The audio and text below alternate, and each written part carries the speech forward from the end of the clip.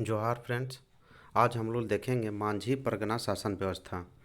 यह झारखंड के इतिहास का यह चौथा शासन व्यवस्था है। इससे पहले हम लोग देख चुके हैं मुंडा शासन व्यवस्था, नागवंशी शासन व्यवस्था और पढ़ा पंचायत शासन व्यवस्था। आज ये चौथा शासन व्यवस्था है जो मांझी परगना शासन व्यवस्था है। तो चलिए तेज़ी से देखते हैं। संथाल जनजाति की शासन व्यवस्था को मांझी परगना शासन व्यवस्था के नाम से जाना जाता है। यानी मांझी परगना शासन व्यवस्था जो है वो संथाल जनजाति में प्रचलित है। अन्य सामाजिक व्यवस्था की ही भांति इस व्यवस्था में भी शासन व्यवस्था को सुचारू रूप से संचालित करने हेतु सामूहिक एवं पारिवारिक जीवन में बचपन से ही नियमों एवं उपनियमों की सीख प्रदान की जाती है। इसकी अवहेलना करने पर पंचायतों द्वारा विभिन्न प्रकार के दंड प्रदान किए जाते हैं। इसमें शारीरिक तथा आर्थिक दोनों प्रकार के दंड सम्मिलित हैं। यानी कहने का मतलब कि कोई भी शासन व्यवस्था बिना कोई दंड का कोई भी शासन व्यवस्था चल नहीं सकता है। तो इसीलिए सारे नियम और उपनियम को इसमें रखा गया है।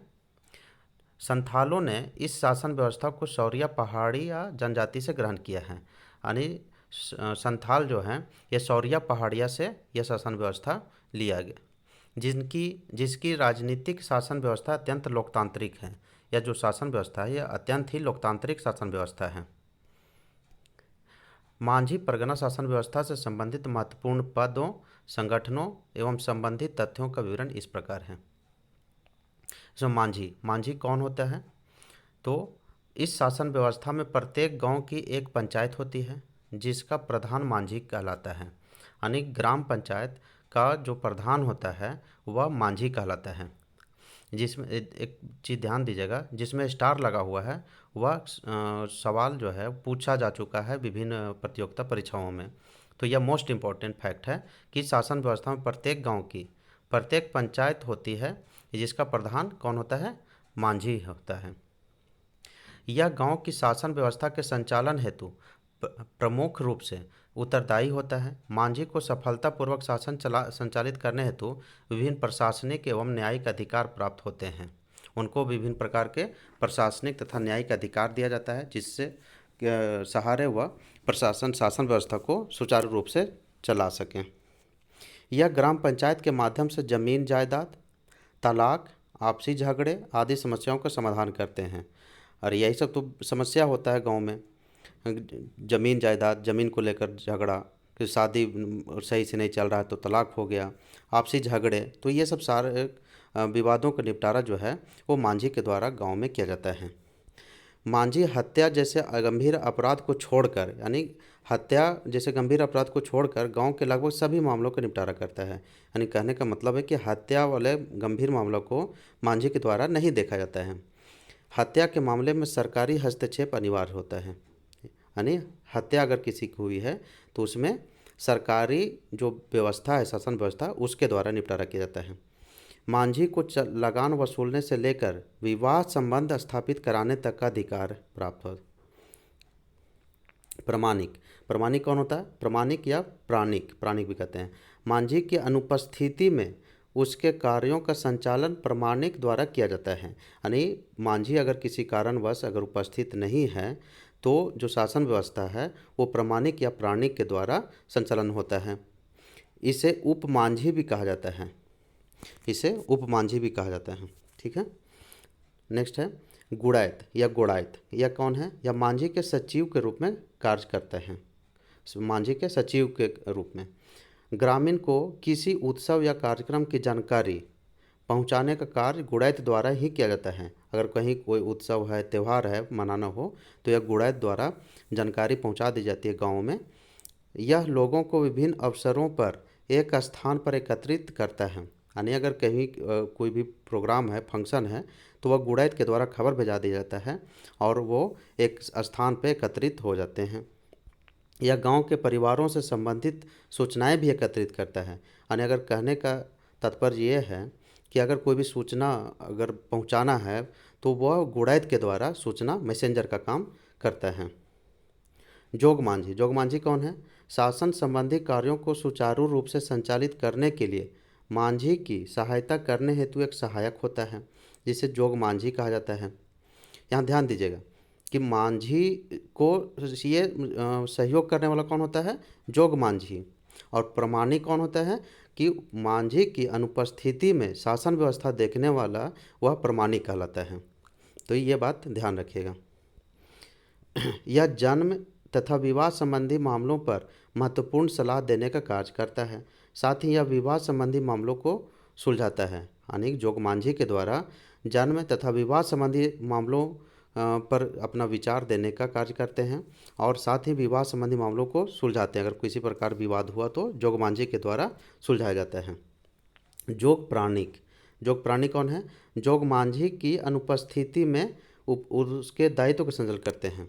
ये हुए जोग प्राणिक। और जो प्राणिक हुए वह मांझी के अनुपस्थिति में वह काम करते हैं। जोग, जोग मतलब उप हो गया। संथाली भाषा में जोग को उप कहा जा सकता है।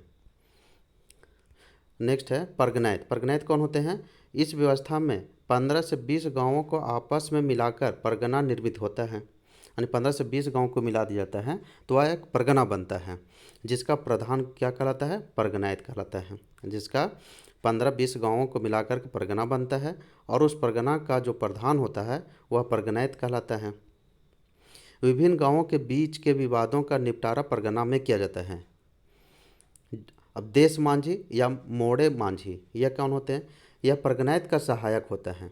परगनैत जो होता है वो परगना का प्रधान होता है और इसके सहायक कौन कहलाते हैं? देश मांझी, जो 15 से 20 गांवों का पर एक जो परगना बनता है उसके परगनैत का सहायक देश मांझी होते हैं, जो 5 से 8 गांव का प्रधान होता है। देश मांझी जो होता है वो 5 से 8 गांवों का प्रधान होता है। इस प्रकार एक परगनैत में के एक से अधिक सहायक होते हैं। जैसा पर एक परगना में 15 से 20 गांव होते हैं और देश मांझी के लिए 5 से 8 गांव का प्रधान होता है ये।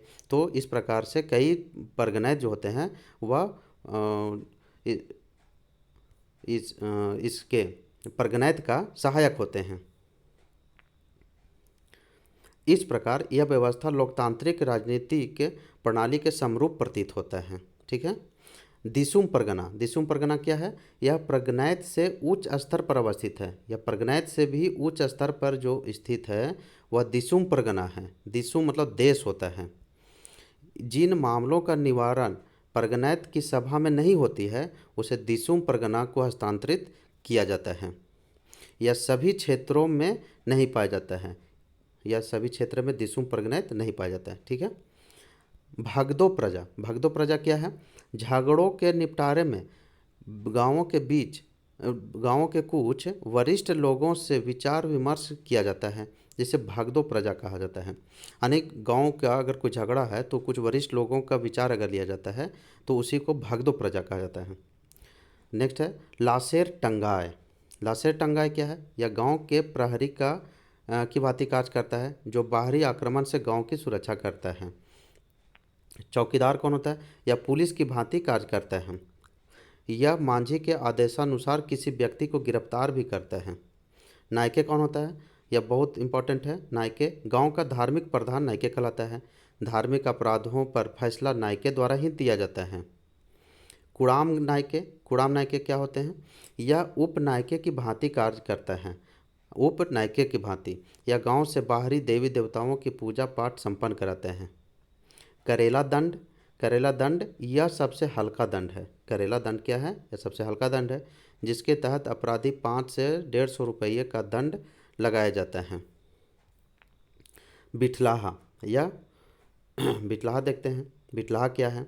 बिठलाहा इस शासन व्यवस्था की सबसे कठोर सज़ा है। बिठलाहा समाज में संथाल में सबसे कठोर सज़ा है जो यौन अपराधों के दोषी को दिया जाता है। बिठलाहा, बिठलाहा के तहत यौन अपराधी का पूर्ण बहिष्कार किया जाता है, यानी सामाजिक बहिष्कार कर दिया जाता है। उसे बहिष्कार करते हुए उसे गांव से निकाल दिया जाता है। अब निकाल दिया जाता है तो कुछ नियम होंगे उसके फिर वापस लाने का। तो वापस लाने का जो नियम है वह दोषी को क्षमा याचना करते हुए पूरे गांव को जाति भोज देने का, बिठलाहा की सज़ा को समाप्त करने का भी प्रावधान है। अगर वो पूरे गांव को भोज दे दिया जाता है, यानी खाना खिला देता है, तो बिठलाहा फिर समाप्त हो जाता है। लोबीर सेंद्रा, लोबीर सेंद्रा क्या है? यह शासन व्यवस्था में सर्वोच्च न्यायिक संस्था होती है। लोबिक सेंद्रा यानी अगर भारत के सर्वोच्च न्यायालय की तरह इसको समझ सकते हैं। लोबीर सेंद्रा, सेंद्रा वैंसी क्या है? यह शासन व्यवस्था, यह इस शासन व्यवस्था में शिकार परिषद होता है। क्या है ये? शिकार परिषद। अन्य तथ्य देखते हैं। भगदो प्रजा को छोड़कर शेष सभी पदाधिकारी को इस शासन व्यवस्था में भूमि प्रदान की जाती है। और भगदो प्रजा कौन है? जो गांव में वरिष्ठ लोग होते हैं उनसे कुछ राय मशवरा लिया जाता है किसी विवाद पे, तो वही भगदो प्रजा कहलाते हैं। इस शासन व्यवस्था में भागसीम के अवसर पर अधिकारियों का चुनाव किया जाता है। भागसीम के अवसर पर अधिकारी का चुनाव किया जाता है।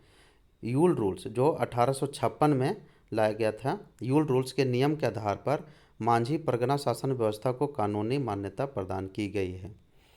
तो इस प्रकार हम लोग मांझी परगना शासन व्यवस्था देखें और इसी प्रकार अन्य शासन व्यवस्था भी कंप्लीट कर लिया जाएगा। चलिए, बहुत बहुत धन्यवाद।